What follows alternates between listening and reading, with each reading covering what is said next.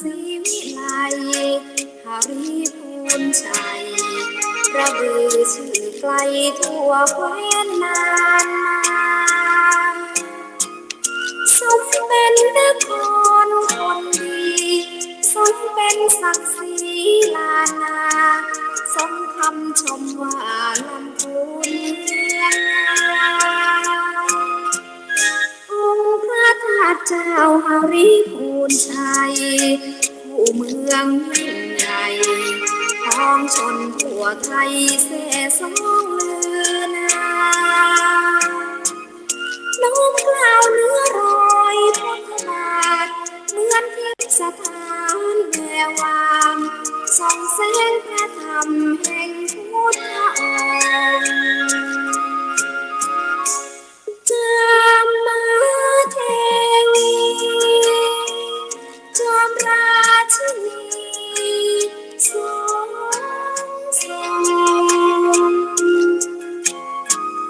องค์พระแม่เจ้าผู้รักทำรงปิ่นอนงหาริพูนชัยทานน้ำทุ่งนาป่าสวยสะพรั่งแม่พวงล้นฟังพ่อแดนป่าสร้างดังมนมัดใจเห็นรอยฝนตาลครึ่งสวงน้ำตกวังหลวงเพลินไพรหาริพูนชัยฟังใจไม่ลื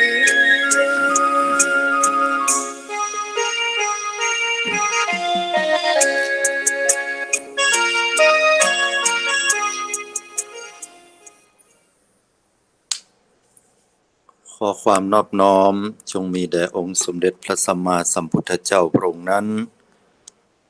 ขอนมัสการซึ่งพระธรรมอันเป็นคำสั่งสอนของพระผู้มีพระภาคขอระลึกลำเพึงถึงพระอริยสงฆ์เจ้าสี่กู้แปดจำพวกด้วยความเคารพน้อมนบกราบไหว้ระลึกถึงครูบาอาจารย์เจ้าทุกๆตนทุกองค์เจริญสุขสวัสดีบรรดาอุบาสกอุบาสิกาสาธุชนญาติโยมผู้แสวงหาความพ้นทุกข์ทุกท่านทุกคนขณะนี้นั้นท่านกำลังติดตามรับฟังรายการใต้ห่มพระรัตนตรัยออกอากาศกุเจ้าของวันพุธในช่วงเวลา 5 นาฬิกาจนถึงเวลา 6 นาฬิกาเป็นเวลาอยู่1 ชั่วโมงด้วยกันและเช่นเคยดำเนินรายการโดยอาตมาภาพอนาลัยอนาลโยโดยที่สาธุชนญาติโยมพุทธบริษัททุกท่านสามารถติดตามรับฟังรายการได้ทางสถานีวิทยุเพื่อการศึกษาพระพุทธศาสนาและวัฒนธรรมคลื่น FM 104.50 เมกะเฮิรตซ์วัดฝายหินกราบขอบพระคุณในเมตตาธรรมของหลวงพ่อท่านพระครูปริยัติยานุศาสตร์ที่ปรึกษาเจ้าคณะอำเภอเมืองเชียงใหม่หลวงพ่อท่านพระครูสมุวิสุวัตวรกิจโจผู้อำนวยการสถานีวิทยุคลื่น FM 104.50 เมกะเฮิรตซ์เจ้าวาดวัดฝายหินจังหวัดเชียงใหม่พร้อมทั้งสถานีวิทยุกระจายเสียงทุกๆคลื่นที่ทำการกระจายเสียงลิงก์สัญญาณออกอากาศอยู่ในช่วงเวลาดังกล่าวและช่องทางแห่ง YouTube Channel ที่เราจะได้รับฟังถ่ายทอดสดหรือฟังย้อนหลังและโดยเฉพาะธรรมะคลายเครียดอนุโมทนาที่ได้นำเอาสาระธรรมดีๆไปสู่สดประสาทของบรรดาศรัทธาสาธุชนญาติโยมโดยญาติโยมทุกท่านช่วงเวลาที่ผ่านมานั้นก็ได้ปะกันพ่องไม่ได้ปะกันพ่องอาจจะด้วยเรื่องปัญหาด้านสุขภาพเพราะว่าช่วงนี้ก็ปลายฝนต้นหนาวต้องดูแลสุขภาพกันให้ดีเนื่องจากว่าเป็นหวัดเป็นไอก็พลอยจะทำให้การงานของเฮานั้นย่ำแย่ไปตัวเหมือนกัน ธรรมภาพเองก็เป็นหวัดนะก็เพิ่งมีอาการที่ดีขึ้นมายังเหลืออาการไอเล็กน้อย ไปตรวจสุขภาพอะไรอย่างต่างๆไปหาหมอก็เป็นปกติเพียงแต่ว่าอาจจะแพ้อากาศพ่องเนื่องจากว่าอากาศประเดี๋ยวนั้นมันก็เปลี่ยนแปลงไปตามยุคสมัยแล้วก็คนที่เป็นหวัดเป็นไอสมัยประเดี๋ยวพอได้เป็นแล้วเนี่ยมันบ่ได้3วัน5วันเหมือนแต่ก่อนจะหายได้ง่ายๆนั่นก็ขึ้นอยู่กับเหตุปัจจัยหลายอย่างทั้งสุขภาพตัวเฮาตลอดจนถึงมลภาวะต่างๆนั่นก็เป็นเรื่องของควัน PM 2.5 ก็ดี หรือว่าเป็นความเปลี่ยนแปลงของสภาพอากาศฉะนั้นก็ขอให้เฮาต้องดูแลสุขภาพกายของเฮาให้ดีโดยการที่เฮารับประทานอาหารกินข้าวกินน้ำอาหารที่เป็นประโยชน์ครบ5หมู่พักผ่อนให้เพียงพอรักษาอารมณ์ของเฮานั้นบ่ให้เครียดตลอดจนถึงหันโลกมองโลกในแง่บวกคือหันทุกๆสิ่งทุกอย่างนั้นเป็นสิ่งที่ดีงามพยายามมองในแง่ดีของสิ่งต่างๆก็จะทำให้จิตใจของเฮานั้นผ่องใสได้การดำรงชีวิตอยู่ในโลกแห่งสังคมแห่งปัจจุบันก็ดีที่ผ่านมาก็ดีโดยเฉพาะที่เป็นปัจจุบันเนี่ยเป็นสังคมโลกที่เฮาต้องเข้าใจอย่างลึกซึ้งละเอียดเข้าใจแล้วว่าสภาวะโลกเนี่ยมันเปลี่ยนแปลงไปนักซึ่งบ่เหมือนยุคสมัยตะก่อนเมื่อเฮาเปรียบเทียบให้ฟังกันแล้วแม้แต่รถลาก็มีกันนักยุคหนึ่งสมัยหนึ่งไผจะไปเชื่อเนาะว่าหมู่เฮาท่านทั้งหลายโดยเฉพาะโยมที่มีอายุได้60 70 80ปีเนี่ยหรือ90ปีก็แล้วแต่ท่านทั้งหลายจะหันว่าสมัยก่อนเวลาไปไหนเปิ้นเดินเอาการเดินนี่เป็นยาอายุวัฒนะอย่างยิ่งแล้วเวลาเขาเดินไปที่ไหนก็ตามลัดต้งลัดนาตามแตนาไปตามลำเหมืองน้ำคลองเขาเดินผ่านขนุนลูกลังที่เปิ้นยังบ่ได้ทำการลาดยางบะตอยฮ้อนที่ไหนเขาก็ไปพักปื้นก่อบัตันขออย่างเงี้ยแต่ว่าปื้นก่อไม้ห่มๆน้ำเหมืองใสๆเย็นๆเขาก็ลงไปส้วยแข้งส้วยขาส้วยหน้าส้วยตาแล้วก็เดินทางกันต่อไปเอาน้ำดื่มไปเหียเตื้อบ่มีน้ำดื่มก็น้ำเหมืองที่มันใสๆสะอาดปราศจากมลพิษก็สามารถรอเลี้ยงชีวิตเฮาพอได้เดินทางกันก็เดินด้วยเท้าแต่ยุคสมัยบัดเดียวมันเปลี่ยนไปละบ่มีไผได้เดินถนนหนทางเลี่ยนเกลี้ยงไผเดินนี่ก็บ่แน่ใจละว่าคนที่เดินนั้นจะเป็นบุคคลผู้มาในรูปแบบของมิจฉาชีพก่อ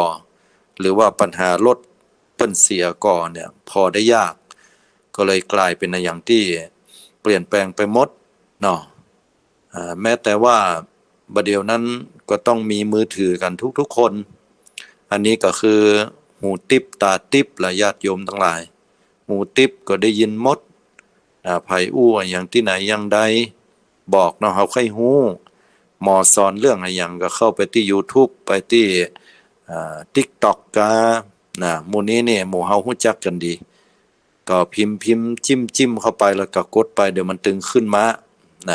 เฮาสนใจเรื่องอาหารเรื่องอะไรอย่างสนใจเรื่องสุขภาพสนใจในเรื่องของธรรมะ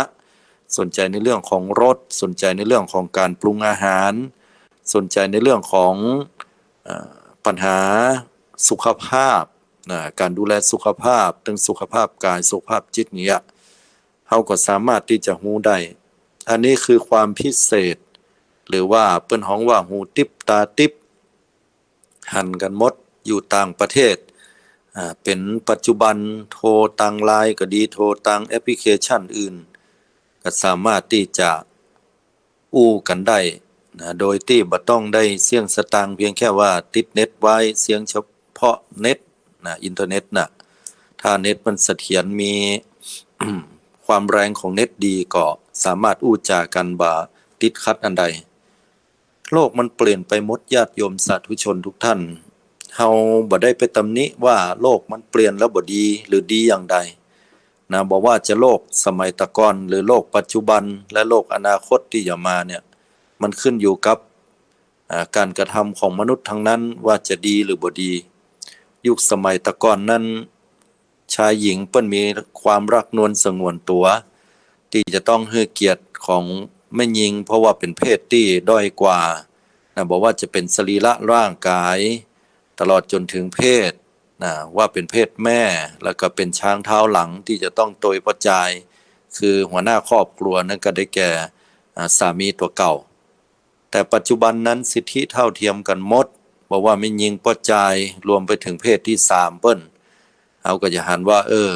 ไม่ยิงบ่ได้เป็นช้างเท้าหลังเหมือนสมัยตะก่อนละก็ยังเป็นบุคคลผู้ที่มีความสามารถด้านของการงานเทียบเท่ากับประจายจะหันในหลายๆตำแหน่งหน้าที่การงานหลายๆองค์กรที่เปิ้นเอาไม่ยิงเนี่ยมาเป็นผู้นำแม้แต่บ้านเฮาก็ตามสมัยก่อนเนี่ยคนจะมาเป็นป้อหลวงเนี่ยผู้ใหญ่บ้านเนี่ยจะต้องเป็นป้อจายเฮาก็เลยฮ้องว่าป้อหลวงนะติดกันมาด้วยตลอดพอไม่ยิงมาเนี่ยบ่เหมือนบรรณาไม่ยิงมาบริหารพ่องก็ใช้คำว่าแม่หลวงก็จะหันว่าเปลี่ยนแปลงกันไปนะโลกปัจจุบันเนี่ยเปลี่ยนกันนัก ความเก่งของแม่หญิงก็พัฒนาขึ้นสิทธิเสรีภาพเท่าเทียมกันก็เปลี่ยนไปกันตามยุคสมัยแม้แต่วัดวาอารามของหมู่เฮาก็เหมือนกันญาติโยมเปลี่ยนไปกันนักบรรดาพระภิกษุสงฆ์องค์เจ้ายุคสมัยก่อนป้อน้อยป้อหนานี่ฮู้ดีตุเจ้านี่มีกันเป็น20 30เนนนี่มีเป็น4 50บางที่หมู่บ้านใหญ่มีเป็น6 70ก็มีบางบ้านน้อยนะตุเจ้าอาจจะมี4 5ตนในยุคแต่ก่อนแต่เน้นมีเป็น20 30ก็มีก็แล้วแต่ยุคปัจจุบันเนี่ยเพราะว่าจะบ้านใหญ่สักเท่าใดเนี่ยบางครั้งอาจจะมีเห็ดสักตน2 ตนหรืออาจจะมีสัก4 5ตนก็เป็นนักแล้วนะถ้าบ่แจ้งวัดพระอารามหลวงถ้ามีหลายแล้วก็ต้องถามแหมว่าคนที่เปิ้นเป็นบ่หินบ่ผาหรือว่าเปรียบเทียบไปเป็นห้องว่าอันน้ำเกิดหินเกิดเนาะที่อยู่บ้านท่านเนี่ยแม่นก่อยน่ะก็จะมีเห็ดสักตน1 2 ตนแล้วก็ที่อื่นเปิ้นมาอยู่หรือบางทีอาจจะบ่มีเลยก็เป็นการเปลี่ยนแปลงที่เฮาท่านทั้งหลายจะเห็นว่ามันเกิดขึ้นแล้วในปัจจุบันนะฮะแม้แต่การที่เฮาต้องอาศัยป้อน้อยป้อนานนะป้อน้อยป้อนานก็เขียมไปติ๊กๆละรุ่นเก่าๆเพิ่นก็ปิกบ้านเก่าสิ้นชีวิตกันไปที่เหลือก็ก้อยประคับประคองวัดวาอารามหมู่เฮาไปคนเฒ่าแม่หญิงก็ทรงเข้าจังหันยังมีความฮักความเอื้ออาทรยังมีการช่วยเหลือเกื้อกูลต่อวัดวาอารามนะแล้วก็มาคนรุ่นต่อๆมาก็สืบสาวยาวเครือแต่ก็เป็นไปตามเหตุปัจจัยเพราะว่าจะต้องห่างจากวัดไปเนื่องจากการงานของเปิ้นก็เป็นอย่างที่เปลี่ยนแปลงไปญาติโยมทั้งหลายขันแก้วทั้ง3ขันศีลขันปอนเวลากล่าวสมัยก่อนป้อจายกนะบางที่บางวัดนะมีป้อจานให้คนป้อจานก็กล่าวกรรมสุมาขวดตาลของกินของตาลในวัดเนาะวันศีลวันธรรมช่วงวัดสาก็ดียิ่งนอกวัดสายิ่งมีน้อยมีกับป้อจานเหลือก็ไม่ยิงแล้วอย่าใดดีมีพยกป้อจานจะกล่าวกรรมสุมาละมือแหมข้างจะยกขันสุมาก็ดูกระไรมันนักก็เลยได้ไผมันได้ก็เอาไม่ยิงนะเนาะมันมีไผแล้วนี่แท้สมัยก่อนนี่มันได้ไม่ยิงนี่ไปอยู่ใกล้มันได้เลยเนาะใส่ขันดอกขันดวงอย่างแล้วเนี่ยจะยกมาเพิ่นน่ะข้าเจ้าเขาเป็นไม่ยิงมันบ่เปิงนะก็ต้องปจายยกเข้ามาบัดเดี๋ยวนี้โอ้เปลี่ยนแปลงไปหมดมันเป็นเรื่องที่เฮาต้องยอมรับในสังคมถ้าเฮาบ่ได้ช่วยกันยากกันทำจะไปมัวโทษแต่ว่าเพิ่นเป็นไม่ยิงนะเนี่ยมันปจายมันก็บ่มีละ มันก็เป็นอย่างที่เฮาต้องช่วยกันอนุรักษ์รักษาไว้โลกมันเปลี่ยนไปโดยสิ้นเชิงมนุษย์คนเฮาเปลี่ยนแปลงธรรมชาติก็ยังเปลี่ยนแปลงละโยมเนาะธรรมชาติก็เปลี่ยนแปลงถามว่าเปลี่ยนแปลงอย่างใดก็หันชัดที่สุดที่ผ่านมาเนี่ยละปูนเชียงใหม่ประสบน้ำท่วมกันทั่วหน้าอย่างจังหวัดเชียงใหม่เนี่ยในรอบ80ปีหรืออาจจะ100ปีเลยก็ได้นะที่น้ำท่วมเข้าไปโดยทั่วเลยนะฮะหลายอำเภอหลายพื้นที่บ่เคยท่วมเข้าไปก็เข้าที่เคยท่วมเข้าไปยิ่งนักเข้าไปกว่าเก่า และที่สำคัญไปกว่านั้นคือน้ำท่วมแล้วหาทางระบายออกยากเนี่ยอันเนี้ยยิ่งยุ่งเข้าไปใหญ่เพราะว่ามันระบายออกบ่ได้นั่นก็หมายถึงขี้โคลนขี้โลขี้เปอะเข้าไปแล้วก็น้ำมันเน่าเสียเพราะมันบ่ได้ออกซิเจนบ่เกิดการถ่ายเทก็นอกจากน้ำท่วมแล้วยังมาต้องลำบากกับการใช้น้ำเพราะน้ำเหล่านี้มันสกปรกแล้วส่งกลิ่นเหม็นมีปัญหาด้านสุขภาพกายบ่พอปัญหาด้านสุขภาพจิตหลายๆพื้นที่ก็ต้องยกธงขาวอ่อนอกอ่อนใจท่วมครั้งแรกนี่ป้อบัดตันของเสี่ยงไว้เป็นเกิงวุ่นท่วมมาครั้งที่สองของก็เสี่ยงบ่ปอยังบัดตันอย่างเด้อล้างได้ให้เกิงหนึ่งบางทีก็ล้างแล้วยังบัดตันแห้งเป็นดีนะน้ำมาท่วมแหมรอบมาอีกบางที่ก็เป็น3 รอบพุ่นบางที่ก็เป็น4 รอบกึดใจแล้วก็ใจอ่อนแต่ใจอ่อนเสียอกเสียใจมันเป็นวิบากกรรมมาอย่างล้ำเหลือนะก็บ่ฮู้จะยะใดเนาะต้องฮื้อกำลังอกกำลังใจกันต่อกันไปหลายหน่วยงานก็ช่วยกันตึงวัดตึงบ้านอนุเคราะห์สงเคราะห์กันนะมีน้ำจิตน้ำใจเฮาจะหันน้ำจิตน้ำใจหลายๆที่เปิ้นอันนี้เป็นภัยพิบัติที่เกิดขึ้นนะฮะปรากฏการณ์เอลนินโญความแห้งแล้งที่เกิดขึ้นและปรากฏการณ์ลานิญญานะคือความที่ว่ามีฝนก็มีฝนหนักเกินนะเกิดสภาวะที่มันแบบพอดีถ้าเป็นพระพุทธศาสนาก็จะทราบว่าความสุดโต่งเกิดขึ้นนะสำหรับภัยพิบัติขึ้นชื่อว่าความสุดโต่งแล้วมันบอกพอดีแล้วกับมันเป็นอย่างที่ลำบากแล้วก็ป้าแล้วก็เกิดแต่ความยุ่งยากหรือตลอดจนถึงเกิดความเสียหายขึ้นในทรัพย์สินและตัวบุคคลโดยอย่างกรณีที่ฟ้าฝนบ่ตกต้องตามฤดูกาลอันนี้ก็สุดโต่งถ้าตกหนักล้ำไปจนน้ำท่วมอันนี้ก็สุดโต่งครับปรากฏว่าปีเนี้ยมันเป็นปีที่เฮาปรากฏการณ์เอลนินโญคือแห้งแล้งไปช่วงหนึ่งฝนบ่ตกน้ำท่านี่ถึงขั้นที่ว่าจะต้องประหยัดกันนักบางพื้นที่นี่ถึงขั้นที่จะต้องเจาะบาดาลใหม่แม้แต่เจาะบาดาลแล้วก็ยังบ่ปะตาน้ำก็มีมาบ่มื้นบ่นานพอเข้าสู่ช่วงเข้าพรรษามาแล้วนะตอนใหม่ๆเข้าพรรษาเบื้องต้นก็ยังบ่ค่อยปะเตื้อพอเกิดพายุเข้ามาต้านละมากันเป็นหมู่เป็นจุมทีเนี้ยปาน้ำเข้ามาก่อนออกพรรษาเนี่ยก็จะหันว่ามีน้ำท่วมกันจนนักปริมาณน้ำนักก็เป็นที่เดือดร้อนกันโลกเฮา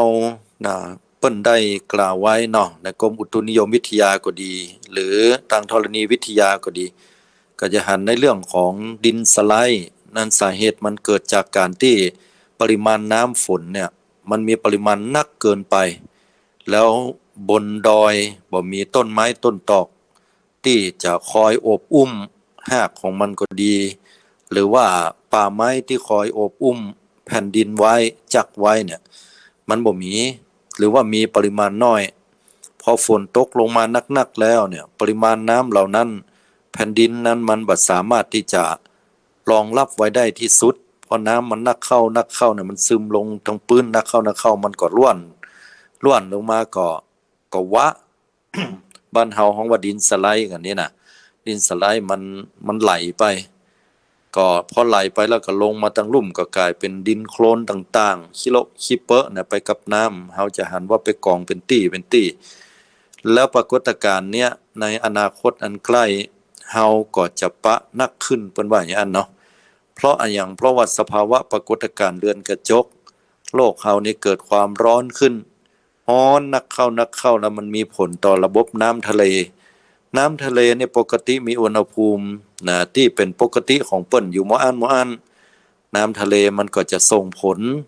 ให้เกิดภัยธรรมชาติเล็กน้อยหรือว่าเกิดความปกติสมดุล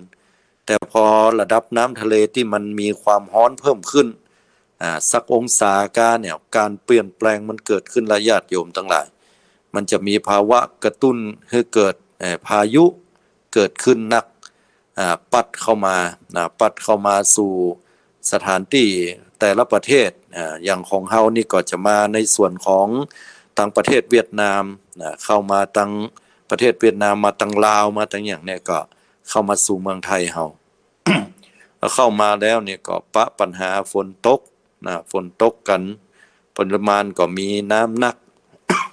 ก็เลยเป็นอย่างที่เราต้องคอยดูแลระมัดระวังในอนาคตทั้งหมดทั้งมวลได้กล่าวมานี่ก็เป็นการเปลี่ยนแปลงตามธรรมชาติเพราะว่าพระพุทธเจ้าได้ตรัสสอนว่าทุกสิ่งทุกอย่างล้วนแล้วแต่เป็นอนิจจังคือความไม่เที่ยงบ่เที่ยงแต่แน่นอนฟังอย่างนี้แล้วก็บ่ต้องไปตกอกตกใจโดยเฉพาะบางท่านมีความเป็นวิตกจริตอยู่หรือว่าเฮาพิจารณาสิ่งต่างๆก็เป็นไปตามเหตุตามปัจจัยทีละน้อยเพียงแต่ว่าเฮาตั้งอยู่ในความบ่ประมาทคือหมายความว่าเฮาท่านทั้งหลายจะไปละซึ่งศีลสมาธิปัญญาศีลธรรมที่ดีรักษาศีลของเฮาเพราะว่าต่อให้เหตุปัจจัยอย่างมันพร้อมเนาะมันก็จะเกิดภาวะปรากฏการณ์ความวุ่นวายของโลกวุ่นวายในเรื่องของการเปลี่ยนแปลงของธรรมชาติแต่ถ้าหากจิตใจของเฮามันตั้งมั่นดีตั้งมั่นอยู่ด้วยศีลธรรมที่ดีงามเข้าใจการเปลี่ยนแปลงของโลกไปบอกว่าจะเปลี่ยนแปลงโดยธรรมชาติก็ดีเปลี่ยนแปลงโดยคนเฮาก็ดีจิตใจที่เปลี่ยนแปลงกันไปก็ดีเฮาก็จะปลงวางได้เข้าใจโลกได้เป็นอย่างดีและจะอาศัยอยู่บนโลกใบนี้ได้ด้วยความผาสุกด้วยความผาสุกเฮาต้องดูแลจิตใจของเฮาทุกๆคนทุกท่านเพราะฉะนั้นทุกสิ่งทุกอย่างเนี่ยมันเกิดขึ้นพระพุทธเจ้าว่ามันมีเหตุมีปัจจัยเนาะมีเหตุมีปัจจัยมันก็เกิดขึ้นบ่มีเหตุบ่มีปัจจัยมันก็บ่เกิดขึ้นฉะนั้นเฮาสร้างเหตุปัจจัยร่วมกันมาอย่างอี้เนาะตั้งแต่อดีตจนถึงปัจจุบันมันก็เป็นธรรมดาเหตุปัจจัยในเรื่องสภาพแวดล้อมเฮาก็ตัดต้นไม้บุกรุกป่ากันนี่นะบางท่านบางคนเปิ้นก็บ่ได้เข้าใจในสิ่งเหล่านี้หรือบางทีก็ล้วนแล้วเป็นเหตุปัจจัยกระทำให้ธรรมชาติเกิดขึ้นการลุกป่าต่างๆถึงนายทุนถึงอย่างก็แล้วแต่คนธรรมดาที่ทำไร่เลื่อนลอยก็เป็นเหตุปัจจัยให้เกิดสิ่งเหล่านี้ด้านอุตสาหกรรมก็ทำลายธรรมชาติปล่อยควันไฟปล่อยน้ำสารพิษลงแม่น้ำก็มีส่วนทำให้โลกใบเนี้ยมันเกิดการเปลี่ยนแปลงการผลิตสิ่งต่างๆสาร CFC สิ่งต่างๆที่มันเป็นเหตุปัจจัยให้เกิดขยะอิเล็กทรอนิกส์ทำให้โลกเนี่ยเกิดความร้อนความผิดปกติขึ้นทุกสิ่งทุกอย่างเนี่ยล้วนแล้วแต่มันเกิดจากมนุษย์คนเฮาทั้งนั้นมนุษย์คนเฮาทั้งนั้นที่กระทำกันขึ้นมามันก็เป็นกฎแห่งกรรมตามธรรมชาติที่จะส่งผลให้เฮาว่าเฮาทำอย่างนี้ผลมันจะได้รับแบบนี้ขึ้นมารวมถึงจิตใจเฮาตัวญาติโยมเพราะฉะนั้นต้องดูแลจิตใจของเฮาให้มันดีในสังคมใดมีศีลย่อมสังคมนั้นย่อมมีแต่ความผาสุกความสงบความร่มเย็นศีลศีละตัวนี้แปลว่าเย็นเมื่อเฮาท่านทั้งหลายปฏิบัติอยู่ด้วยศีลนั้นก็จะรักษาเฮาบ่มีการฆ่าบ่มีการเบียดเบียนบีทาซึ่งกันและกันบ่มีการด่าทอว่ากล่าวเบียดเบียนกันด้วยกายด้วยวาจาด้วยใจบ่มีการลักทรัพย์บ่มีการฉ้อโกงกันบ่มีการนำปลาไปสู่เรื่องของการจุล่ายหลอกลวงเพื่อไปลงทุนกันสิ่งต่างๆเหล่านี้มันล้วนแล้วแต่เป็นศีลข้อที่2ในสังคมที่มีปรากฏขึ้นมาก็มันก็เลยเดือดร้อนกันถ้าเฮารักษาศีลข้อนี้ปัญหาต่างๆมันก็บ่เกิดศีลข้อที่3ต้องมีการเคารพสิทธิ์ของผู้อื่นสิทธิ์ของกู้ฮักของเปิ้นบ่ไปล่วงละเมิดในบุคคลผู้ที่เป็นคนฮักของเปิ้นรักษาศีลข้อนี้ดีก็เป็นเหตุเป็นปัจจัยให้เกิดความผาสุกหรือว่าความฮักความเชื่อมั่นต่อกันในสถาบันครอบครัวให้มีความตั้งมั่นถ้าสถาบันครอบครัวบ่ตั้งมั่นบ่มีความอบอุ่นแล้วเนี่ยลูกที่เกิดขึ้นมาในต่อไปก็จะเป็นปัญหาของสังคมปัญหาของครอบครัวใหญ่ขึ้นไปติ๊กๆเพราะครอบครัวนั้นบ่มีความอบอุ่นเพราะนั้นคนที่เป็นพ่อเป็นแม่สถาบันครอบครัวต้องมีความ เคารพสิทธิ์ซึ่งกันและกัน นั่นก็คือการที่มีศีลข้อที่3แล้วก็เป็นเหตุปัจจัยให้ครอบครัวนั้นมีความอบอุ่นมีความตั้งมั่นที่ดีเมื่อครอบครัวมีความตั้งมั่นแล้วก็สังคมแล้วก็ประเทศชาติก็จะมีความตั้งมั่นขึ้นเหมือนกันเราจะเว้นจากการชั่วร้ายหลอกลวงผู้อื่นเป็นเหตุเป็นปัจจัยให้ตัวเก่าได้ประโยชน์ผู้อื่นนั้นเสียประโยชน์ไปโดยการมุสาการกล่าวสิ่งต่างๆโดยเฉพาะอย่างยิ่งในยุคปัจจุบันเนี่ยเราจะต้องระมัดระวังในเรื่องของประเภท call center หรือการหลอกลวงอื่นใดเนี่ยที่ทำให้เราต้องเสียทรัพย์สินไปมันก็ล้วนแล้วแต่เป็นการเบียดเบียนบีทาพอยกตัวอย่างเช่น call center เคยมีตำรวจเปิ้นยับได้เปิ้นยับได้เพื่อสัมภาษณ์ถามว่าจะได้ทำไปอย่างนั้นบ่คิดถึงบาปถึงบุญพ่องกาเขาก็บอกว่าเขาก็ทำตามที่เขาได้ถูกจ้างมานั่นแหละและสำหรับในเรื่องของเขาคนใดที่เป็นเหยื่อโดนไปนั่นก็เป็นเรื่องของคนคนนั้นไว้ไม่ได้เกี่ยวกับเขาสังคมลองพอแล้วว่าโอ้มันเปลี่ยนแปลงไปขนาดนี้บ่ได้สนใจคนอื่นเบียดเบียนบีทาโดยที่บ่ได้คิดถึงว่าคนอื่นจะได้รับผลกรรมอย่างใดคนอื่นจะได้รับการผลกรรมจากการกระทำตัวเก่าเนี่ยที่ทำลงไปอย่างใดและเขาบ่ได้คิดว่าตัวเก่านั้นจะต้องได้รับบาปกรรมมายังผลลัพธ์ที่จะได้เกิดขึ้นแก่ตัวเก่ามันคิดว่าได้รับการว่าจ้างมาอย่างใดก็ทำไปอย่างนั้นสังคมโลกก็เลยมีแต่ความมืดมนอนทาการสังคมโลกก็เลยกลายเป็นสังคมที่แย่สังคมโลกก็เลยกลายเป็นสังคมที่เบียดเบียนบีทาซึ่งกันและกันไปและเขาจะเว้นจากการที่ดื่มสุราและเมลัยของมึนเมายาบ้าอย่างต่างๆสุราเมลัยเป็นเหตุปัจจัยให้เกิดความประมาทขาดสติในการขับรถขับลาประมาทในการที่จะมีโอกาสไปผิดศีลแห่ง4ข้อตั้งแต่ข้อ1 2 3 4เพราะว่าสุราเมลัยเป็นเหตุบั่นทอนสติปัญญาทำให้คนเฮานั้นจะต้องเกิดความจำก็เลอะก็เลือนไปเป็นงึกๆงักๆขณะที่ขับรถก็บ่มีสติอันสมบูรณ์อาจก่อให้เกิดอุบัติเหตุอุบัติภัยเกิดขึ้นได้ฉะนั้นศรัทธาญาติโยมทุกท่านเอามาถึงเนี่ยโลกของเฮาเนี่ยควรจะถูกหรือว่าจะได้รับการเยียวยาด้วยศีล5อาตมาว่าเป็นพื้นฐานเพราะว่าศีล5ปัจจุบันเนี่ยมันเป็นสิ่งที่จำเป็นเหลือเกินถ้าอุปมาเปรียบเทียบไปก็คือยาพื้นฐา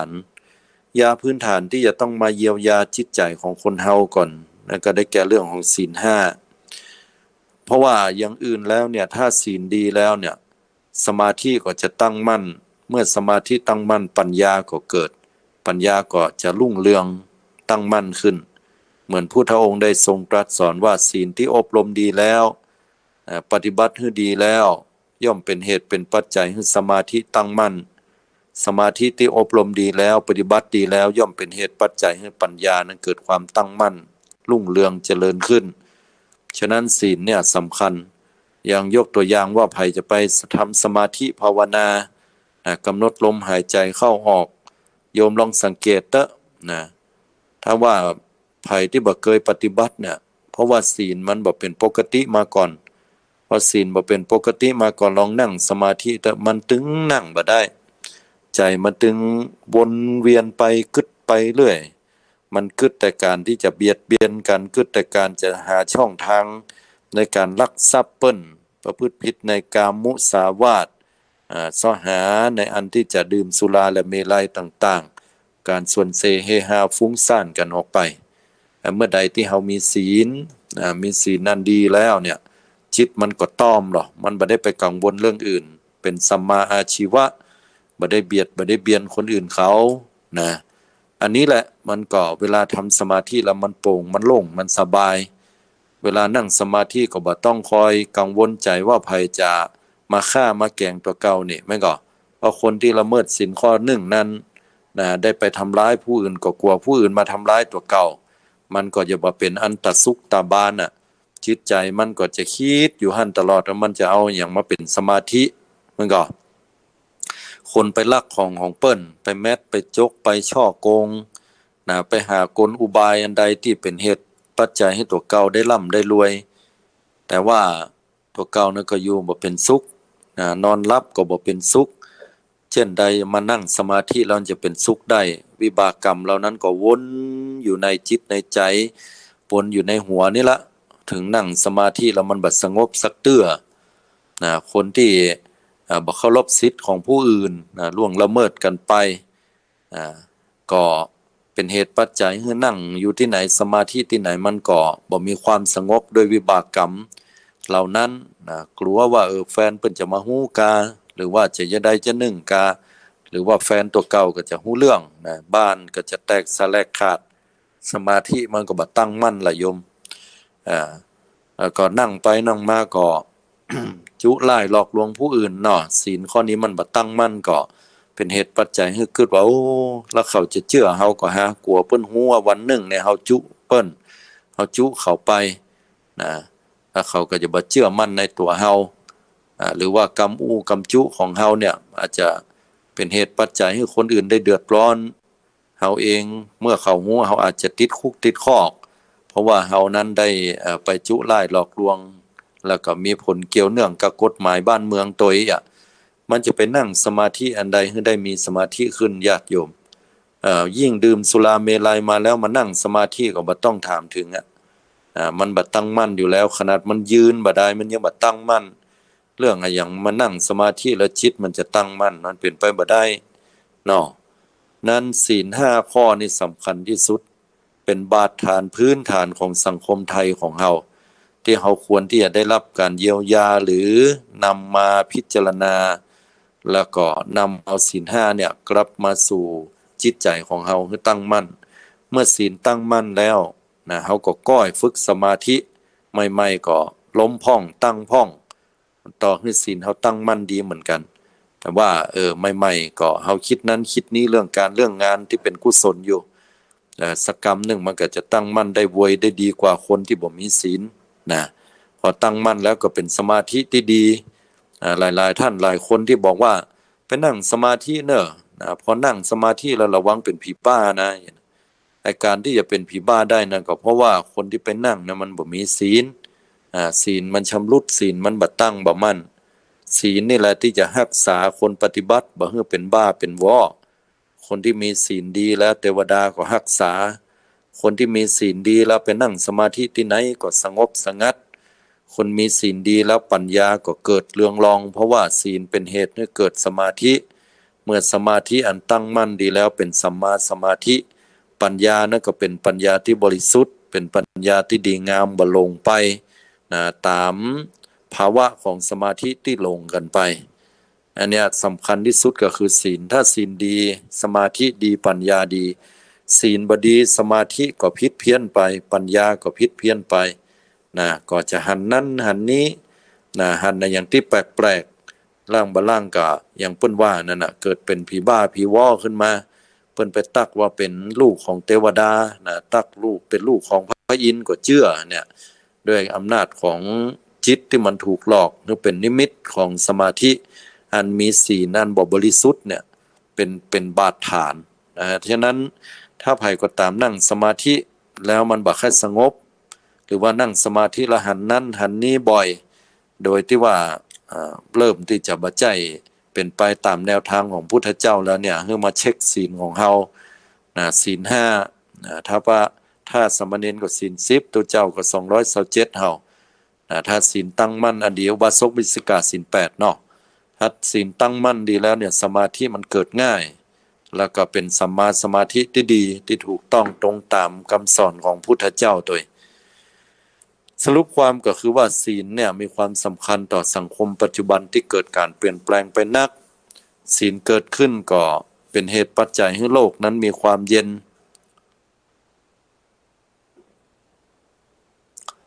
โลกจะเย็นดับร้อนไปได้ก็ด้วยศีลด้วยธรรมอันดีงามขาดซึ่งศีลธรรมแล้วเนี่ยธรรมะบักลับมาโลกาจะพินาศศีลเป็นบาดฐานแห่งความสงบทั้งปวงได้ถ้าหากว่าเขาบ่มีศีลโลกใบนี้ก็ล้วนแล้วแต่มีแต่ความเดือดร้อนวุ่นวายคนจะมีการเบียดเบียนบีทาเคียนฆ่าเอารัดเอาเปรียบกันบ่มีการเคารพซึ่งสิทธิเสรีภาพคู่ครองของตัวเก่า บ่มีการที่จะฟังไผเลยบ่มีการที่จะรักษาสุขภาพตัวเก่าบ่ให้เมาหมายฉะนั้นมามีศีลกันนะสังคมยุคนี้ควรจะมีศีลและมีเมตตาเอื้ออาทรต่อกันนอกจากมีศีล5ครบแล้วก็ต้องเปี่ยมไปด้วยเมตตาธรรมคำจุนโลกสังคมปัจจุบันธรรมตะกี้เป็นเรื่องศีลถ้าหากว่าเป็นเรื่องธรรมบทไหนที่ควรที่จะร่ำพึงระลึกหรือควรที่จะมีแก่หมู่เฮาถ้าจะขอแนะนำก็ขอแนะนำในเรื่องของพรหมวิหารทั้ง4พรหมวิหาร4ได้แก่อย่างพ้องพรหมวิหาร4ได้แก่1เมตตาความปรารถนาให้ผู้อื่นนั้นมีความสุขข้อ2กรุณาอินดูสงสารใครช่วยเหลือให้เปิ้นพ้นทุกข์3มุทิตาพลอยยินดีเมื่อเปิ้นได้ดิบได้ดีก็บ่มีความอิจฉาริษยา4อุเบกขาก็วางใจเป็นกลาง บ่เกิดความดีใจบ่เกิดความเสียใจเมื่อผู้อื่นนั้นได้ถึงแก่ความวิบัติคำว่าวิบัติก็คือเปิ้นตายไปก็ดีหรือว่าเปิ้นชิบหายด้วยทรัพย์เหล่านั้นก็ดีหรือว่าเปิ้นมีปัญหาอื่นใดนะบ่ว่าจะมีปัญหาในด้านครอบครัวคนฮักต้องเสียไปอื่นใดก็วางเป็นอุเบกขานะบ่ไปซ้ำไปเติมเปิ้นหรือว่าเฮาได้ช่วยเหลือเกื้อกูลเป็นที่สุดแล้วเกินกว่าความสามารถของเฮาก็วางเป็นอุเบกขาว่าเราสัตว์มีกรรมเป็นของตัวเก่าเราสัตว์จะต้องได้รับผลกรรมของตัวเก่าเหล่านั้นซึ่งเฮาเองนั้นก็ช่วยหยังบ่ได้เพราะอยู่เหนือกฎธรรมชาติอยู่เหนือกฎแห่งกรรมบ่ได้มันเป็นเรื่องกฎแห่งกรรมที่เราสัตว์ทั้งหลายจะต้องได้รับเฮาจะสังเกตเห็นว่าบางครั้งเฮาจะเตือนคนคนหนึ่งไปเตือนเท่าใดก็ตามว่าสิ่งเหล่านี้บ่ต้องไปเสียใจมันหรือสิ่งเหล่านี้บ่ดีปะยะเฮาจะบอกสักเท่าใดคนเหล่านั้นก็บ่เคยคิดที่จะเปลี่ยนแปลงเขาบ่หันตัวหรือจะด้วยทิฐิมานะก็ดีหรือด้วยอันใดก็แล้วแต่อันนี้มันเป็นเรื่องของการสะสมของเขามาในอดีตเป็นกฎแห่งกรรมที่เขาเลือกที่จะทำเฮาก็ต้องวางเป็นอุเบกขาเพราะบ่อันแล้วตัวเฮาจิตใจเฮาก็จะเดือดร้อนทีนี้ย้อนกลับมาอู้ถึงในเรื่องพรหมวิหารมีความเมตตาคือปรารถนาจะให้ผู้อื่นได้เป็นสุขสังคมปัจจุบันเนี่ยขาดเมตตานักความเอื้อเฟื้อเอื้ออาทรต่อกันมันมีน้อยความเห็นแก่ตัวมันมีกันนักขึ้นเดิมทีคนเฮาก็มีเมตตาอยู่ด้วยกันละแต่พอเฮาได้รับรู้ข่าวสารก็ดีเรื่องราวต่างๆเกิดขึ้นมาก็ดีสังคมบัดเดียวนั้นก็ขาดความเมตตาหันอกหันใจต่อกันและกันลืมในเรื่องของนำเอาใจเปิ้นมาใส่ใจตัวเนาะคนเฮาก็เลยท้อใจโดยเฉพาะอย่างยิ่งสังคมมันอ่อนแอเพราะคนดีท้อแท้ทำความดีไปแล้วอย่างไปแล้วผลปรากฏว่าความดีเหล่านั้นมันบ่ได้ตันตอบซ้ายสนองเตื้อมันหันจ้าว่าอย่างนั้นมันบ่หันเหมือนกับอินเทอร์เน็ตที่เฮาจิ้มเฮากดแต่อย่างไปมันก็ได้ดังใจเนาะปรากฏใครหันข่าวหยังใครพอละครทีวีก็ได้กดอู้โทรศัพท์กันก็เว้ยแต่กฎแห่งกรรมนี่มันเป็นธรรมชาติที่เฮาไปกำหนดกฎเกณฑ์ให้มันเกิดขึ้นบ่ได้นะมันเกิดเฮาไปบอกว่าทำดีบัดเดี๋ยวนี้ป๊บเปิ้นจะชมเฮาถึงหมดนะเฮาจะเป็นตัวอย่างของสังคมได้ทันทีเนี่ยมันบ่ได้นะมันบ่ได้เพราะว่ากฎแห่งกรรมเนี่ยมันเป็นเรื่องละเอียดซับซ้อนแม้พระสัมมาสัมพุทธเจ้าก็ยังทรงตรัสไว้เลยว่ามันเป็นเรื่องอจินไตยนะเป็นเรื่องของกรรมเนี่ยนะเฮาบ่สามารถจะบอกว่าเฮาทำดีอย่างนี้แล้วเนี่ยเฮาจะต้องได้รับความดีปกติทันทีทันใดคือหมายความว่าคนรอบนอกก็หันว่าเฮาน่ะทำดีชื่นชมไปหมดนะมันอาจจะมีเหตุปัจจัยอื่นมาเสริมเขาว่าคนนั้นก็อาจจะมองเขาว่าสร้างภาพกะเนี่ยแค่ได้หน้าแค่ได้ตากะเนี่ยมันก็เลยทำให้คนดีท้อแท้ไปช่วยแล้วปุ๊บปรากฏว่าตัวเก่าตกกลายเป็นผู้ต้องหาไปเหียเช่นว่าคนเพิ่นตกรถตกรางประสบอุบัติเหตุเนาะเข้าไปช่วยไปอุ้มไปพอปรากฏว่าถูกกลายเป็นผู้ต้องหาว่าไปจนแล้วก็เอาไปส่งโรงพยาบาลเหียก็มีก็เลยทำให้คนที่เป็นคนดีๆเนี่ยมีจิตใจอันอ่อนล้าเบื่อหน่ายในการจะทำความดี เข้าตำหาที่ว่าทำดีได้ดีมีที่ไหนทำชั่วได้ดีมีถมไปนะกฎแห่งกรรมนั่นมันเป็นเรื่องที่กว่าจะให้ผลนะบางทีบางครั้งกรรมบางอย่างก็ให้ผลในปัจจุบันทันตาหันเลยกรรมบางอย่างนั้นก็ต้องรอเวลาต้องรอเวลาให้น้อยถึงจะให้ผลกรรมบางอย่างนั้นก็ต้องรอเวลาทัดต่อไปพุ่นน่ะถึงจะให้ผลและกรรมบางอย่างนั้นก็เป็นอโหสิกรรมไปเพราะว่าเป็นกรรมเล็กๆน้อยๆที่มาบัดตันเหมือนมาไล่เนื้อที่มันบะหันเนื้อแล้วอุปมาเหมือนหมาที่เปิ้นเอาไปไล่กระต่ายพอกระต่ายมันหนีไปไกลแล้วหรือว่าเข้าโพรงไปแล้วหมามันบะหันมันก็บ่ฮู้ว่าจะไปตัวเอาที่ไหนครับข้อเนี้ยฉันใดก็เหมือนวิบากกรรมบางอย่างที่เป็นกรรมเล็กๆน้อยๆที่เราได้ทำมาเป็นเวลาเมินแล้วมันบัดตันเพราะว่าเราสร้างความดีไปสร้างความดีก็ติดเทอร์โบเนาะกรรมที่บดีก็บัดตันละแต่มันก็ให้ผลอยู่นะแต่ว่ามันบัดตันไปละ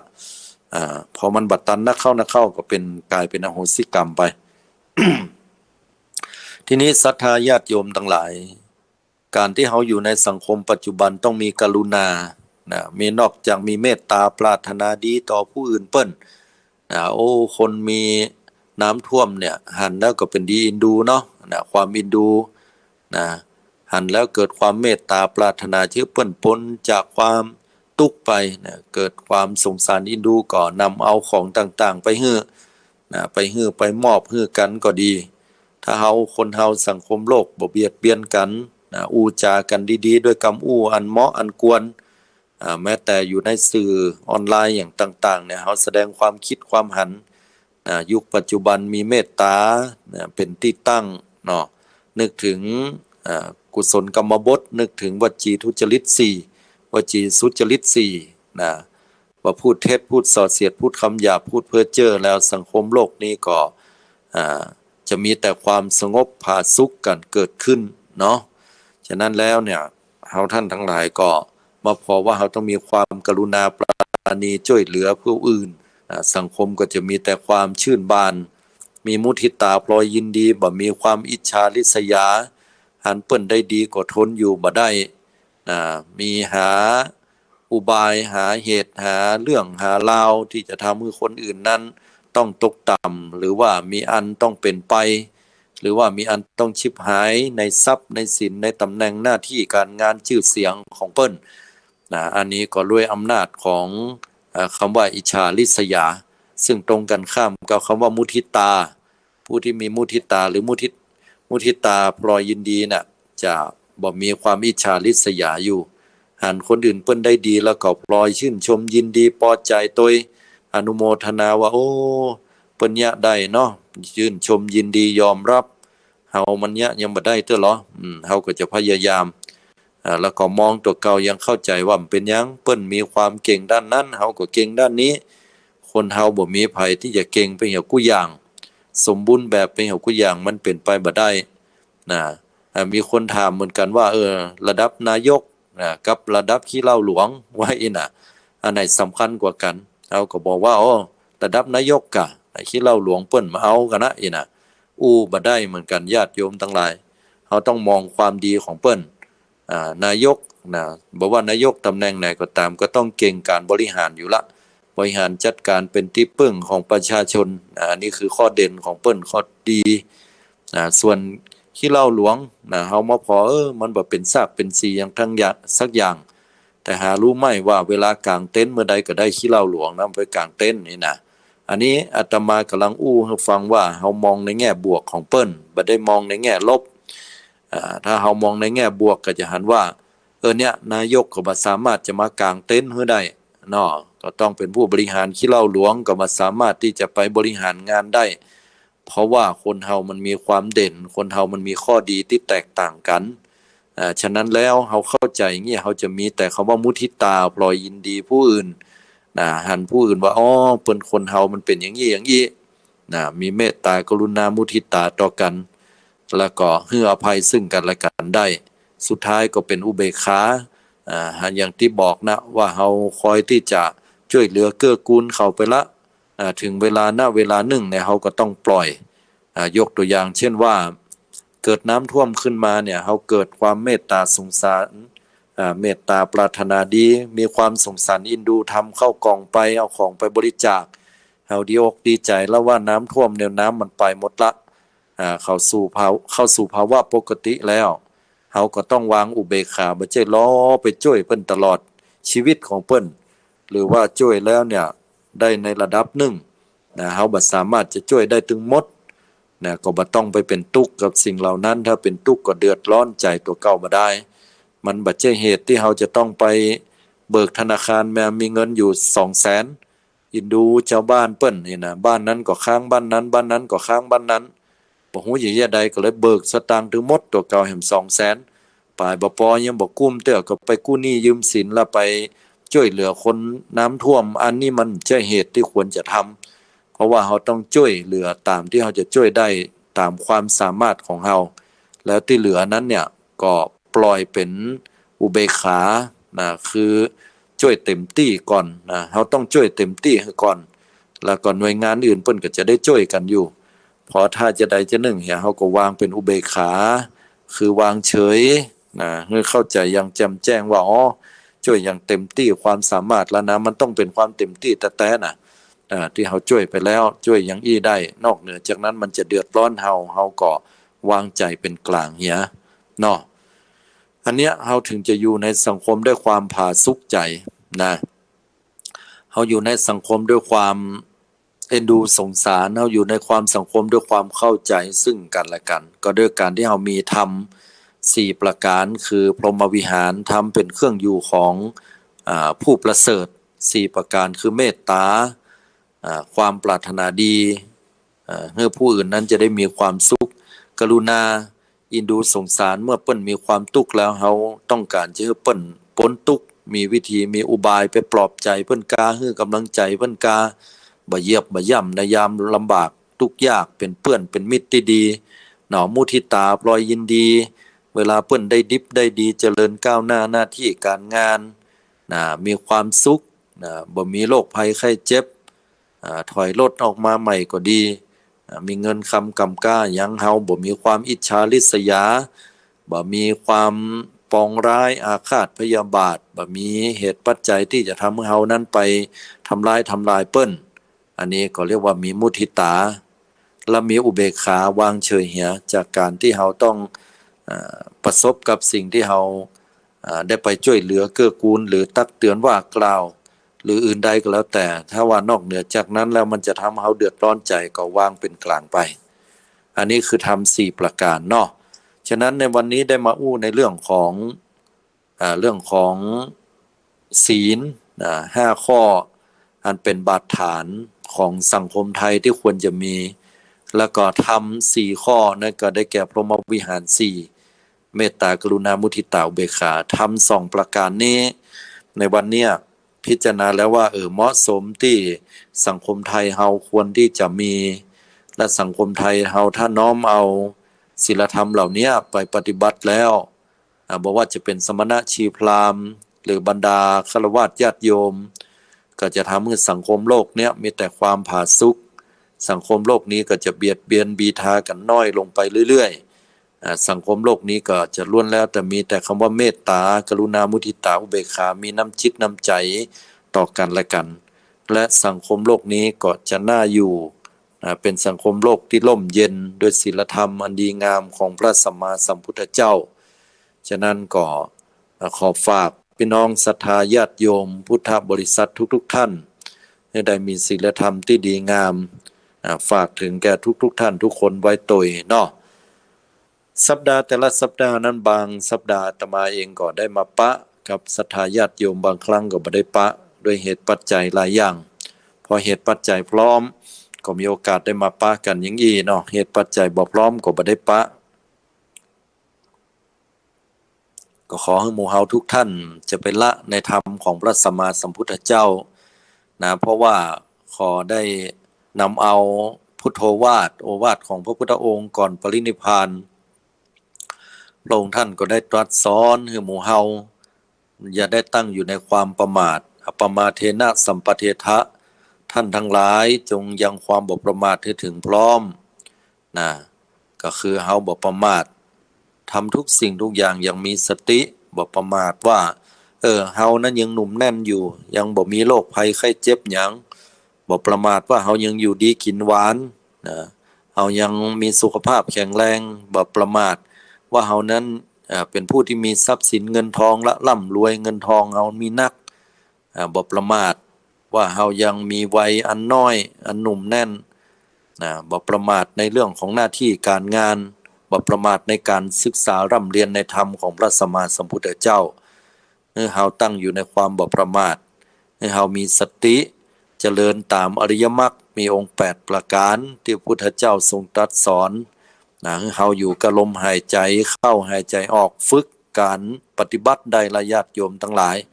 ไผที่เคยบ่เคยทำสมาธิมาก่อนให้ฝึกอย่างน้อยที่สุดก่อนนอนแล้วก็ตื่นนอนมาต้องฝึกสมาธิละกำหนดลมหายใจเข้าหายใจออกถามว่าเฮาไปใจเมื่อใดมันมีประโยชน์ก่อบ่ต้องถามญาติโยมประโยชน์มันนี้อเนกอนันต์ยิ่งนักลองทำพอเหี่ยก่อนพอเหี่ยก่อนเราจะรู้ว่าชีวิตเฮามันดีขึ้นมาอย่างใดกับสมาธิเนี่ยเวลาลองทำพอถ้าเฮาได้ทำในช่วงของการตื่นเจ้ามาก็ดีหรือว่าก่อนนอนก็ดีอย่างน้อยสัก5นาทีจากนั้นก็ขยับเวลาเป็น7นาทีเป็น10นาทีหรือนั่งยาวเท่าใดมีความสุขสงบก่อนนั่งยาวไปแล้วก็ขยับมาในช่วงเวลาที่เฮาทำงานบ้านหรือว่าทำงานบริษัทช่วงเวลาที่เฮาเบรกพักเบรกหรือว่าช่วงเวลานั้นเฮารู้สึกว่าหูตาลายแล้วก็ใครพักผ่อนมันเครียดลำไปเนาะใช้เวลาว่างๆอยู่คนเดียวสงบมุมหนึ่งหายใจเข้าหายใจออกบ่ต้องกึดสิ่งใดวางทุกสิ่งทุกอย่างก่อนพอมันเป่งมันโล่งมันว่างแล้วเนี่ยสติปัญญามันจะเอกอุดมเกิดขึ้นมาปัญหาที่เฮาว่าแก้บ่ได้นะมันจะแก้ได้หมดทุกอย่างมันจะแก้ได้หมดทุกอย่างมันจะหันว่าปัญหาเรื่องต่างๆที่มันนักๆแต่จริงแล้วมันก็เป็นเพียงแค่เส้นผมบางภูเขาเพราะว่าเฮามีความเครียดนักล้ำไปปัญญามันเลยบ่เกิดขึ้นด้วยอำนาจของอกุศลความเครียดมันเป็นอกุศลที่ฮ้องว่าโทสะโทสะเกิดขึ้นมันเกิดความเคร่งเครียดบีบรัดสติปัญญาบ่เกิดเพราะว่ากิเลสเกิดเมื่อกิเลสมันดับไปสติปัญญามันก็เกิดพุทธเจ้าถึงได้ตรัสสอนหมู่เฮาว่าเมื่อสิ่งนี้มีสิ่งนี้ย่อมมีเมื่อมีความเครียดปัญญามันก็บ่เกิดความเครียดเกิดขึ้นปัญหาก็ย่อมมีขึ้นเมื่อสิ่งนี้ไม่มีสิ่งนี้ย่อมไม่มีความเครียดบ่มีเกิดขึ้นมาปัญหาที่มันรุมเร้าตั้งจิตใจนักมันก็คลายหายไปจางหายไปเมื่อสิ่งนี้เกิดขึ้นสิ่งนี้ย่อมเกิดขึ้นเมื่อใดก็ตามที่เฮาบ่มีความเครียดเฮากำหนดลมหายใจแล้วมีแต่ความสงบปัญญามันก็เกิดขึ้นอย่างเนี้ยเป็นต้นศรัทธาทั้งหลายก็มันก็เหมือนที่พุทธองค์ได้ทรงตรัสสอนนั่นแหละตามหลักปฏิจจสมุปบาทสิ่งนี้มีสิ่งนี้ย่อมมีนั่นนะก็ให้เฮาท่านทั้งหลายนั่นได้เอาไปปฏิบัติได้เอาไปใจได้เอาไปฝึกไปทำกันแก้ปัญหาให้มันดีเนาะให้นั่นก็ขอฝากศรัทธาญาติโยมเฮาโดยว่าอย่าได้ตั้งอยู่ในความประมาทขาดสติคือเป็นอยู่โดยธรรมคือเป็นอยู่ด้วยความมีสติอยู่โดยตลอดรักษาจิตใจของเฮาไปให้จิตใจมันเศร้าหมองจิตใจเศร้าหมองนั่นก็คือจิตใจที่มีแต่ความวิตกกังวลสปะเรื่องเนาะปลงวางมันให้ได้ให้พ้องแม่นบางครั้งมันปลงยากปลงยากลำบากแต่มันก็ต้องทำถ้าเฮาหวังความเจริญหวังให้จิตใจของเฮามันเป็นสุขถ้าเฮาบ่ฮู้จักปลงวางแล้วจิตใจมันก็บ่เป็นสุขจิตใจมันก็เป็นแต่ความทุกข์มันบ่ได้ดังใจลูกเต้าเราหลานบ่ได้ดังใจก็ดีเพื่อนบ้านเปิดเสียงเพลงเสียงดังบ่ได้ดังใจใครอยู่อย่างสงบสงัดหรือบางเตื้อก็เฮาเองก็มันบ่ถูกอกถูกใจเรื่องใดเฮาก็ขอให้ปลงวางให้มันนักๆนึกถึงวัยนึกถึงอายุของเฮาผ่านร้อนผ่านหนาวมันนักอย่างสักอย่างหนึ่งเฮาก็คิดถึงศีลธรรมมันดีงามคิดถึงความเหมาะสมบ่เหมาะสมต่างๆก็จะนำพาให้ชีวิตเฮามันมีแต่ความสุขในปัจจุบันความทุกข์มันก็น้อยลงเนาะ อันนี้ก็ขอฝากถึงศรัทธาญาติโยมทุกท่านทุกคนไว้ตัวช่วงนี้เป็นช่วงแห่งการสร้างบุญกุศลสร้างบุญกุศลหลายๆที่หลายตั้งก็มีการทำบุญกฐินทานทำบุญกันก็อนุโมทนากับทุกวัดทุกวาทุกท่านทุกคนที่ได้ช่วยกันทำนุบำรุงพระพุทธศาสนาเนาะได้สืบต่อสืบสาวยาวเครือในพุทธศาสนาของเฮาไปถึงเจนลูกเจนหลานเจนมนพุนะเฮาก็ทำก่อนถึงแม้ว่ามันจะไปถึงไหนก็แล้วแต่ป้อนานป้อน้อยจะน้อยลงไปกาคนเฒ่าคนแก่ไม่ยิงเกยขลุปถากวัดวาอารามเพิ่นจะสิ้นบุญไปกาแต่ก็ขอเฮาก็บ่ต้องไปกึดอย่างนักของเฮานั้นอยู่กับปัจจุบันเตอะอนาคตมันจะเป็นใดก็เป็นแห่งเรื่องหนึงเฮาก็เร่งขวนขวายสร้างความดีสร้างบุญสร้างบารมีสร้างหนทางเพียวทางตามอริยมรรคมีองค์8บุคคลใดปฏิบัติตามอริยมรรคมีองค์8ก็เป็นเหตุพ้นแห่งจากความทุกข์ทั้งปวงถึงมรรคผลนิพพานบ่ต้องได้มาเกิดแก่เจ็บตายบ่ต้องได้มาพลัดพรากจากของฮักของชอบใจบ่ต้องได้มาเสียอกเสียใจจากคนฮักจากครอบครัวจากลูกหลานตันเต้าที่มันบัดอยู่ถ้อยฟังกรรมหรือพ่อแม่ที่เปิ้นมีทิฏฐิมานะอย่างเอี้ยเป็นต้นเราจะบ่ต้องได้มาปะกับคนที่ไร้น้ำใจในสังคมหรือว่าเราจะต้องบ่ได้ปะกับคนที่มีแต่ความหลอกลวงปิ้นปล้อนเป็นคนที่บ่มีน้ำจิตน้ำใจต่อเฮาเป็นคนที่คอยแต่อิจฉาริษยามีเหตุแต่จะต้องทำลายเฮาหันเฮาได้ดีก็ทนอยู่บ่ได้เราจะบ่ต้องได้ปะกับเหตุเหล่านี้บ่ได้ปะกับความทุกข์กายทุกข์ใจมีโรคภัยไข้เจ็บเฮ้ยเจ็บนั้นเป็นนี้อยู่หั่นเปิ้นก็มีเฮายังมีบ่ต้องได้มาเป็นทุกข์กับเรื่องหนี้สินบ่ต้องได้เป็นทุกข์กับเรื่องเงินเรื่องทองปากต้องของเฮาเนี่ยเป็นทุกข์นักจะต้องได้มาเลี้ยงดูปูเสือร่างกายให้มีชีวิตอยู่ตลอดถ้าถามว่าสุดท้ายตายแล้วทรัพย์สินบ่ได้เอาไปอาหารกินแล้วก็ขับถ่ายออกมาเหียอุจจาระปัสสาวะออกมาเหียชีวิตตั้งแต่น้อยถึงใหญ่ก็กุ้มกับปากกระต้องถ้าตายลงไปเหียถ้าถามว่าเฮามาสู่กามธาตุสู่โลกใบนี้เพื่อหยังตายไปแล้วก็บ่พ้นก็เดี๋ยวก็จะต้องได้วนเวียนปิกมาโจกหายก็ไปสู่อบายภูมิ4นรกเปรตอสุรกายสัตว์เดรัจฉานโชคดีก็ไปสู่สวรรค์ชั้นฟ้าเกิดเป็นมนุษย์แต่สุดท้ายก็วนเวียนอยู่อย่างเงี้ยบ่มีที่สิ้นสุดบ่ฮู้ว่าจะไปสิ้นสุดกันที่ไหนถ้าเฮาบ่ปฏิบัติตามอริยมรรคมีองค์8ประการตามน้ำธรรมคำสอนพระพุทธเจ้า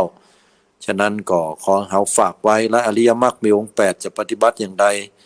ย่อและง่ายที่สุดให้อยู่กับลมหายใจเข้าหายใจออกอย่างเดียวรักษาศีลของตัวเก่าให้ดีชำระศีลให้ดีก่อนศีล5ต้องตั้งมั่นศีล8ต้องตั้งมั่นศีล10ศีล227ตั้งมั่นดีจากนั้นเวลาเราทำสมาธิก็จะตั้งมั่นสมาธิตั้งมั่นปัญญาก็ตั้งมั่นตามลำดับอันนี้ก็ขอฝากศรัทธาสาธุชนญาติโยมทุกท่านไว้โดยท้ายที่สุดแห่งการบรรยายธรรมในวันนี้ อาตมาภาพก็ขออังคาจอาราธนาคุณของพระแก้วเจ้าทั้ง3ประการคือคุณของพระพุทธเจ้าพระธรรมพระสงฆ์ได้มาสถิตอยู่เหนือเสียนเก้ากลางกระหม่อมจอมขวัญของบรรดาสมณศรัทธามูลศรัทธาทุกท่านทุกคนทุกตนทุกองค์ขอทุกท่านได้มีความสุขความเจริญขอทุกท่านได้เจริญทั้งทางโลกและทางธรรมมีสุขภาพพรรณนามัยอันสมบูรณ์แข็งแรงตึงกายตึงใจก้าวล่วงข้ามพ้นปัญหาอุปสรรคภัยผ่านไปได้ด้วยดีที่สุดให้ท่านทั้งหลายได้เจริญด้วยอายุวรรณะสุขภละจงได้ดวงตาหันธรรมถึงฝั่งมรรคผลนิพพานโดยเร็วพลันอย่าได้เหิงเมินนานทุกท่าน